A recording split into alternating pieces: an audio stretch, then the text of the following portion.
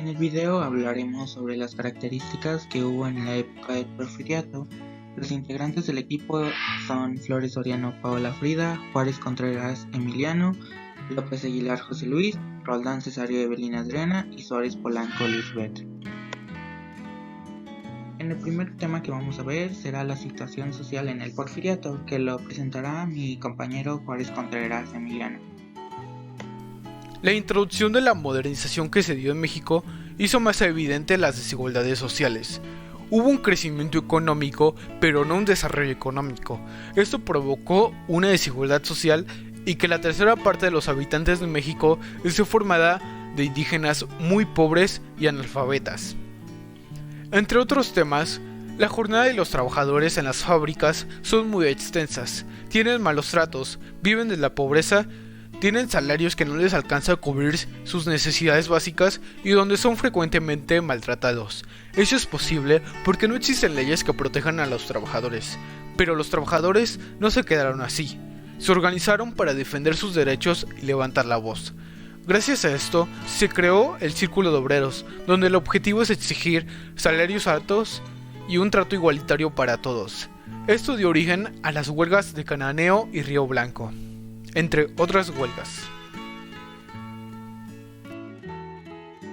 Queremos hablar ahora de la situación económica que hubo durante el Porfiriato, que hablará mi compañero López Aguilar José Luis. Si bien se caracteriza esta situación económica por la expansión mercantil, el desarrollo comercial y los avances en general en la industria, siendo la explotación de materias primas, la inversión extranjera, la exportación agrícolas que transformaron a México en un estado precario a uno altamente capitalista. Por ejemplo, en el transporte, como las vías ferroviarias o proyectos mineros que hubo, o la inversión extranjera que hubo durante el Porfiriato. Bueno, aunque si le agregamos esto, hubo una gran desigualdad que trajo todo esto. Como la estabilidad económica se logró a costa de regalar gran parte de la población bajo el umbral de la pobreza sin libertad de expresión, mientras que solo un pequeño porcentaje de esta pudo disfrutar de las instalaciones que llegaron durante el Porfiriato. Obviamente la mayoría de los que no lograron con la libertad de poder usar estas eran explotados laboralmente. De hecho, hubo manifestaciones por esto, pero eso ya entraría en las situaciones sociales. Hablaremos sobre la situación política durante el Porfiriato, que lo presentarán mis dos compañeras, Flores Soriano Paola Frida y Roldán Cesario Evelina Adriana. Las políticas de Porfirio podrían resumirse a la modernización económica y social. Porfirio Díaz logró estabilidad y orden político con autoridad y negociación después de 3/4 de siglos con gobiernos débiles que solamente trajeron invasión extranjera, rebeldía y pérdida de territorio nacional. Porfirio Díaz siempre vendió una buena imagen de México, a pesar de lo que era México en esos momentos.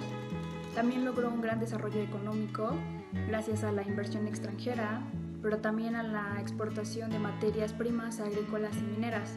También en gran parte se debía a la explotación que él ponía sobre los obreros. Se mantuvo en el poder durante más de 30 años, manipulando las elecciones y controlando a la prensa. Porfirio Díaz asumió la presidencia en 1876 y renunció en 1880, pero fue reelegido en 1884 hasta que llegó la Revolución de 1910, de manera que su porfiriato se dividió en dos periodos. Su primer periodo fue de 1876 a 1880 y su segundo periodo fue de 1884 a 1911. Y se preguntarán, ¿quién asumió la presidencia de 1880 a 1884? Bueno, pues el que estuvo gobernando durante estos 4 años fue Manuel González, que en ese momento era el compadre de Porfirio Díaz.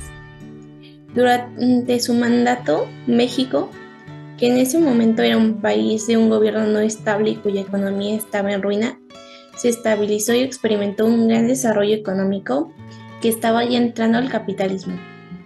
Sin embargo, No fue fácil debido a que costó unas grandes cantidades de injusticias sociales y también la explotación de trabajadores del campo y de fábricas. Gracias a esto, no hubo un desarrollo social, y como consecuencia de ello, Porfirio desatendió la parte obrera, dejando la desigualdad social en un caso muy lamentable para los trabajadores en aquella época. Este gobierno se caracterizó por tres aspectos importantes: la pacificación de 1876, brillante prosperidad sin política de 1896 a 1907 y agitación política creciente de 1907 a 1910.